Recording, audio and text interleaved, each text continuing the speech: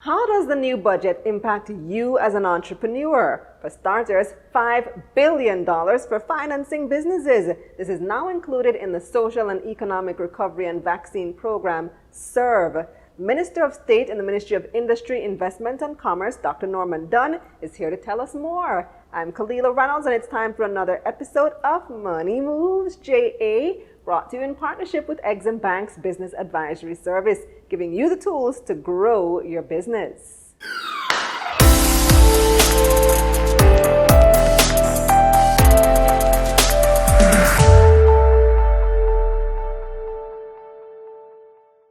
Thanks for joining me, Minister Dunn. How are you doing? Great. Okay, so I know you're probably looking forward to getting your vaccine. I anxiously do. So tell us, what's in the new budget for entrepreneurs? Well, great question. The fact of the matter is that this government has continually recognized the importance of the MSME sector. I mean, it's a sector that is about 420,000 businesses contributing about 3.7% of the GDP. And therefore, it is important for us generally to recognize the importance of it. And the budget itself has reflected that. But even before the budget, I mean, just the programs generally that has been announced throughout the year. I mean, this is the year of the pandemic. The CARE program in particular, looked at a number of areas, and the MSME sector was one of the areas that also benefited from the CARE program. But specifically in the budget, as you would have heard the Minister of Finance announce recently, there's a $5 billion component that has a breakout of $1 billion for what we call a Go Digital program, right? It's about how do we enhance and how do we encourage businesses to move towards a digital platform or to digitize their business and the efficiencies that they can get from that Go Digital way. Of course, there's a $2 billion in addition to the $1 billion that looks at MSME lending, lending towards the MSME sector. And there's another $2 billion program that looks at equity financing generally. And we intend to see that with $2 billion and looking at co-investment with other partners to bring it up to about an $8 billion investment, creating a huge pool of opportunities, financial opportunities for the MSME sector. Of course, you have also heard a number of programs through the DBJ, but also programs through Exim Bank. Recently, we transferred $200 million from the MIDA program that we have suspended or we have mothballed, and we have transferred that facility into the Exim Bank. We're also looking at an additional million investment also towards the Exim Bank for on lending to the MSME sector. So there's a number of things that I'm so excited as the State Minister in the Ministry of Investment, Industry, Investment and Commerce, that we are creating these new opportunities for the MSME sector. Yes, so quite a few things that you listed there. Let's go through some of them. So the Go Digital program, that is a grant or a loan program? Well, in the Go Digital program, what we intend to do here is to offer to the MSME sector, I believe it's $200,000 of the $200,000 each to this particular companies as a grant.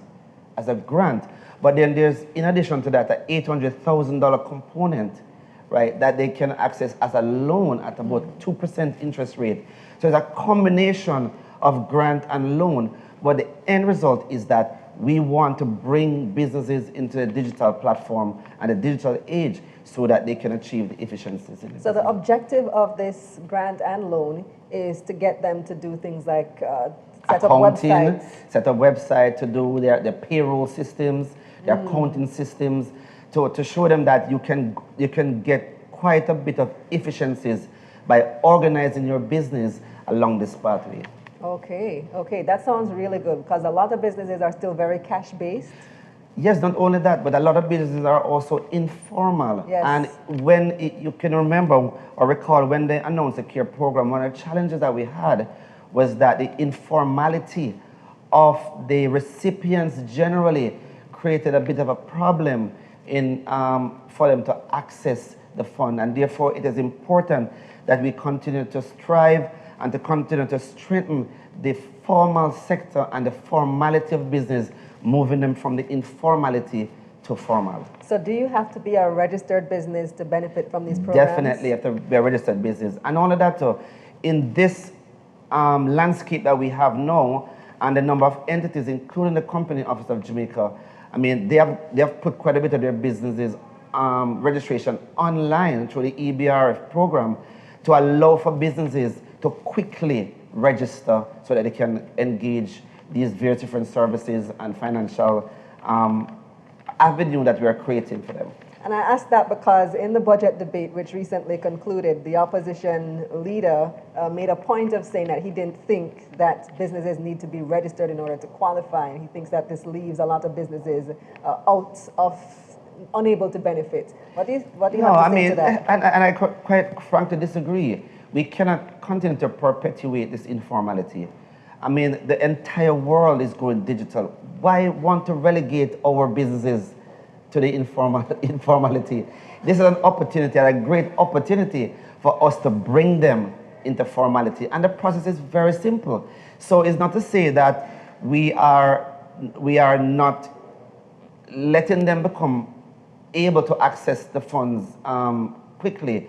We are in fact creating the digital platform for them to register quickly so that they can be brought into the formal sector. And there's implications for it. There's a lot of implications for it, meaning that, I mean, the persons who these businesses will also do business with require this digital landscape and this digital platform.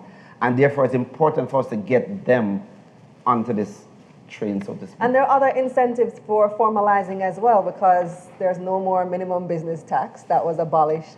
Let me tell you something, Khalil. I remember when this thing was brought, because as you know, I'm in the private sector as well. When this thing was enacted by the previous government, I was livid.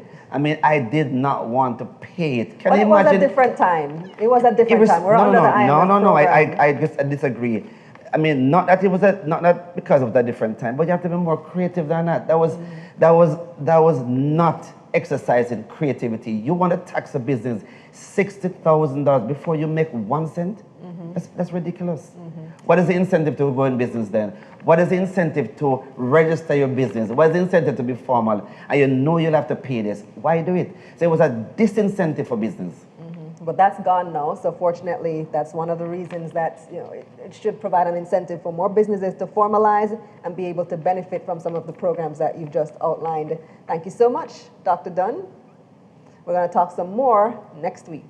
And here's a recap of Minister Dunn's main points. $1 billion from the budget will go towards the Go Digital program to encourage businesses to move towards a digital platform. The Go Digital program will be a combination of grants and loans. $2 billion will be used for lending to MSMEs, and another $2 billion will be used for equity financing. They say success is when preparation meets opportunity. Well, Dr. Dunn just outlined several opportunities available to you, the business owner. My advice, prepare to take full advantage of them. That's it for this episode of Money Moves JA, brought to you in partnership with Exim Bank's Business Advisory Service, giving you the tools to grow your business. Visit their website at eximbankja.com and visit my website, KalilaReynolds.com, for a summary of this episode. You can click the link in the description box below. I'm Kalila Reynolds. Until next time.